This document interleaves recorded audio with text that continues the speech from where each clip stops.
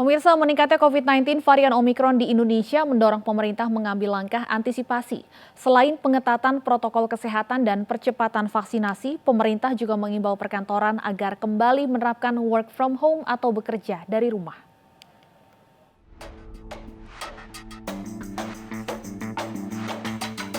Penyebaran COVID-19 khususnya varian Omikron tengah menjadi perhatian pemerintah.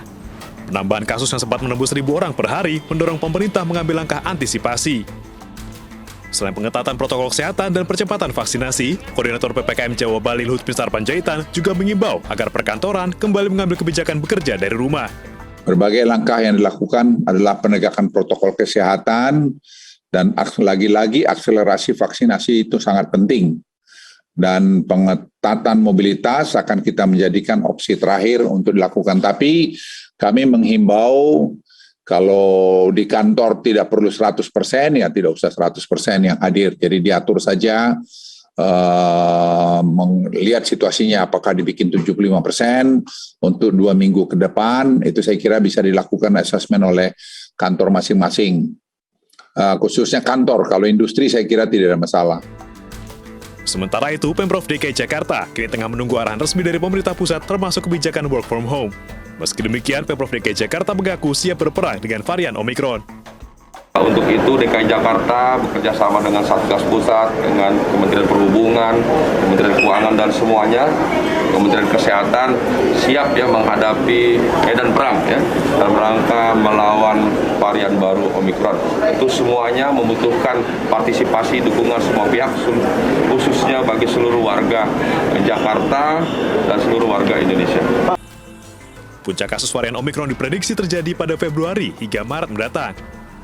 Meski dinilai memiliki gejala lebih ringan, munculnya kasus kematian akibat Omikron di negara lain patut menjadi perhatian bagi Indonesia agar tetap waspada. Tim Liputan iNews melaporkan. Assalamualaikum warahmatullahi wabarakatuh. Bapak, Ibu, dan saudara-saudara yang saya hormati. Saat ini kita sedang mengalami tren kenaikan kasus COVID yang disebabkan oleh varian Omikron. Oleh sebab itu, kita semua harus mewaspadai tren ini, namun tidak perlu bereaksi berlebihan. Berhati-hati perlu, waspada perlu, tapi jangan menimbulkan ketakutan dan jangan menimbulkan kepanikan.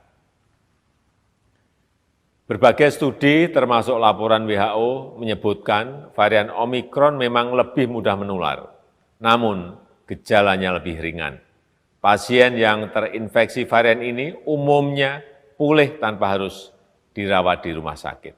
Tapi sekali lagi, kita harus waspada, jangan cemawa dan jangan gegabah.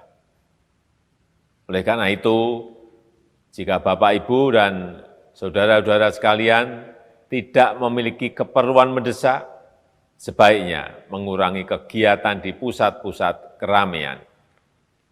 Dan untuk mereka yang bisa bekerja dari rumah, work from home, lakukanlah kerja dari rumah.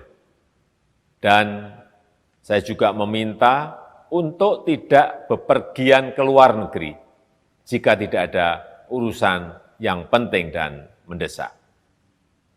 Bapak, Ibu, dan saudara-saudara sekalian, saya tidak akan pernah bosan untuk terus mengingatkan selalu gunakan masker, menjaga jarak, dan jangan lupa mencuci tangan. Intinya, ikuti protokol kesehatan dengan disiplin.